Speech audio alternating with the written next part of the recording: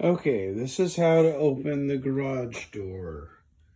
This middle knob is the key. So you're going to turn it clockwise. That's all you turn it. And these things at the end should no longer be sticking through these holes.